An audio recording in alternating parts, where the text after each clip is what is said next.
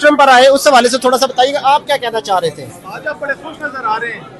میں تو ہمیشہ ہی خوش نظر آتا ہوں. آج خوشی تو زیادہ آپ کے چہرے سے نمایاں ہو رہی ہے. نہیں, ہمیشہ ہی خوشی ہوتی ہے. دیکھیں ہم نے تو کوشش کی ہے اور سپریم کورٹ نے بھی جو آرڈر کیا ہے, ابھی آگے آپ کو پریس میں مطمئن آج کی جو سماعت ہوئی ہے, کارروائی ہوئی ہے؟ نہیں, مکمل طور تو مطمئن ہم بالکل بھی نہیں ہو سکتے ہیں اور نہ ہیں.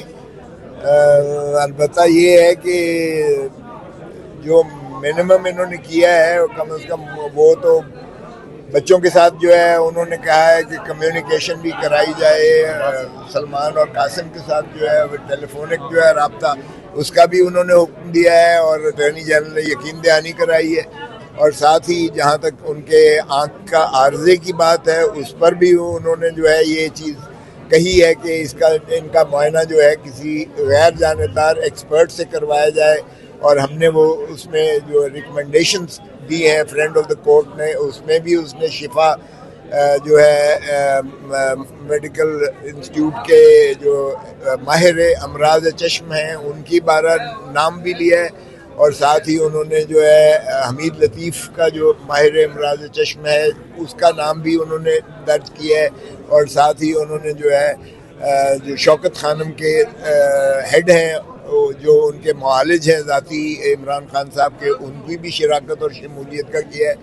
اور یہ چیف جسٹس صاحب کے جو ہے انڈرٹیکنگ اٹارنی جنرل نے دی ہے کہ یہ جلدی سے جلدی ہوگی اور 16 سے پہلے ہی ان کا جو ہے یہ معائنہ ہوگا. ان جو ماہر امراض چشم ہیں جو شفا کا یا حمید لطیف کا یا شوکت خانم کے جو 3 ڈاکٹرز پر جو ہے وہ مشتمل بورڈ کہہ لیں یا ڈاکٹرز کی جو ہے وہ کہہ لیں ٹیم کہہ لیں, ان کے ذریعے سے ان کا معائنہ ہوگا اور ان کی جو ہے تشخیص اور علاج جو ہے کے لیے جو بھی ان کی ریکمنڈیشن ہوں گی اس پر عمل کیا جائے. سر پہلے بھی جو ڈاکٹر سے انہوں نے کہا کہ جیل میں یہ ممکن نہیں ہے معائنہ کرنا اور پھر اس کا علاج کرنا, تو کیا آپ سمجھتے ہیں کہ عدالت یہ بھی آرڈر کرے گی کہ ان کو اسپتال شفٹ کیا جائے؟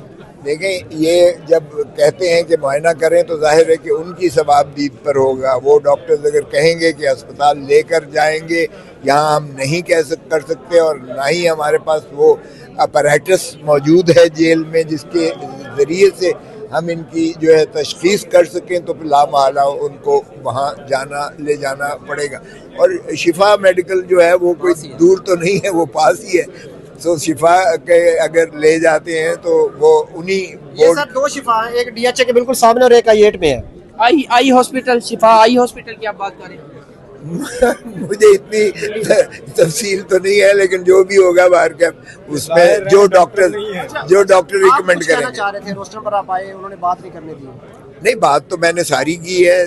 دیکھیں نا, میں نے تو یہی کہا کہ دوسری مرتبہ یہ تضحیق ہو رہی ہے کہ عدالت عظمیٰ سے بھی یہ آرڈر پہلے ہوا. یہ جو ہے ہمایوں دلاور جو ایڈیشنل سیشن جج جو کہ ٹرائل کورٹ تھے, انہوں نے ایک دفعہ آرڈرز پاس کیے جو ہائی کورٹ نے سیٹ اسائڈ کیے. اسلام آباد ہائی کورٹ نے آپ کے پاس آیا, آپ نے ایک مفصل آرڈر کیا جس کی روشنی میں پھر اس ہمایوں دلاور نے پھر دوبارہ وہی آپ نے ضد کر کے اپنے وہی آرڈر کو برقرار رکھتے ہوئے پھر کیا. پھر دوبارہ جب آئے تو جو ہے اسلام آباد ہائی کورٹ نے 3/8/2023 کو جو ہے آرڈر کیا اور سیٹ اسائڈ کیا اسے, اور پھر 5 کو بغیر سنے ہوئے سماعت کیے ہوئے اس نے پھر ہمایوں نے پھر سزا کر دی. اور اس کے بعد جب ہم آپ کے پاس آئے تو یہ آرڈر جو ہے سزا کے بعد کا ہے, اور میں نے وہ ساری چیزیں ریکارڈ پر لا کر سپریم کورٹ سے استدعا کی کہ اس کو ریلیف کو مولڈ کر کے جو ہے آپ پورا جو ہے اس سارے پروسیس کو کالعدم قرار دیں. اور میں نے کہا کہ یہ آرڈر آپ پڑھ لیجئے گا, اور یہ ان کی موجودگی میں ہوا. جو اس وقت ایڈوکیٹ جنرل پنجاب ہیں وہ ڈسٹرکٹ الیکشن کمشنر اسلام آباد کے ذاتی وکیل بن کے پیش ہوئے تھے, پروسیکیوٹر بن کے پیش ہوئے تھے. یہ بھی بتائیے گا رپورٹ کے حوالے سے ابھی بھی لوگ کہہ رہے ہیں کہ منظر عام پر آنا باقی ہے, کچھ حصے تو سامنے آ گئے ہیں. کب تک رپورٹ پبلک کی جائے گی, اور کیا ایسا ہوگا بھی کہ پبلک مکمل, یا پھر یہ اس کو ابھی سیکرٹ رکھا جائے گا؟ نہیں, میں نے وہ پبلک ڈاکیومنٹ ہے, میں نے لے لیا ہے. جب آپ کہیں گے میں آپ سے شیئر کر لوں گا.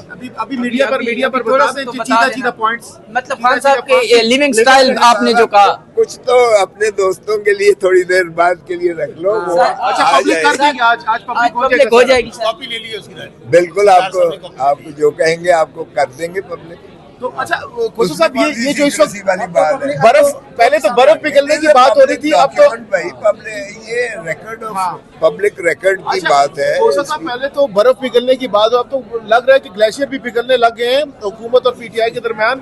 تو کیا عمران خان کی رہائی یا پھر وہ جو عید ہے وہ گھر پر گزار سکتے ہیں؟ کیا لگ رہا ہے موجودہ صورتحال کو, سرکمسٹانسز کو لے کر آپ کو؟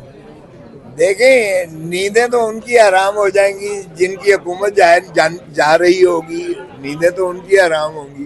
اس لیے عمران خان صاحب کا جہاں تک تعلق ہے, رپورٹ سے واضح ہے کہ وہ بڑا پرعزم ہے اور الحمدللہ وہ روب صحت ہے, سوائے اس کے کہ ان کی آنکھوں کا عارضہ جو ہے وہ لامحالہ ایک حقیقت ہے. رمضان اور عید خان صاحب گھر گزار سکتے ہیں آپ کو لگ رہا ہے موجودہ حالات میں؟ دیکھیں قوم ساری اسی چیز کی متمنی ہے, اسی چیز کی متوقع ہے, اسی چیز کی ملتمس ہے, اسی چیز کے ہم بھی متجسس ہیں اور ہم یقیناً خواہش ہوگی ہماری بھی اور ساری قوم کی بھی کہ وہ. خبر یہ بھی چل رہی تھی کہ بنی گالا کی مسجد کے جو امام ہیں اس حوالے سے بھی ایک ویکینسی آ گئی ہے, وہاں پر ان کو ضرورت پڑ گئی ہے, تو اشارہ خان صاحب کی طرف ہے کہ شاید وہ بنی گالا میں اب کی بار رمضان گزاریں گے, تراویح پڑھیں گے. بھائی میں خود امامت کراتا رہا ہوں ایز اے گورنر, جب میں پنجاب کا گورنر تھا تو میں خود امامت کراتا تھا. ویسے بھی اسلامی شعار میں یعنی آپ بنی گالا میں اس دفعہ امامت خود کرائیں گے, تراویح پڑھائیں گے؟ دیکھیں وہ تو جب کوئی ضرورت ہوگی تو لیکن نماز پڑھاتے ہیں, جمعہ نماز بھی پڑھاتے ہیں, فجر کی بھی پڑھاتے ہیں, عصر کی تو خیر وہ ویسے ہی خاموشی کی ہوتی ہے, لیکن نماز پڑھانا تو ہر مسلمان کو آتا بنی ہے. گالا کی رونقیں دوبارہ سے آباد ہو رہی ہیں آپ کے خیال میں آنے والے دنوں؟ ہونی چاہیے, بالکل ہونی چاہیے. میں سمجھتا ہوں کہ ہونا یہی امکانات نظر آ رہے ہیں آپ کو؟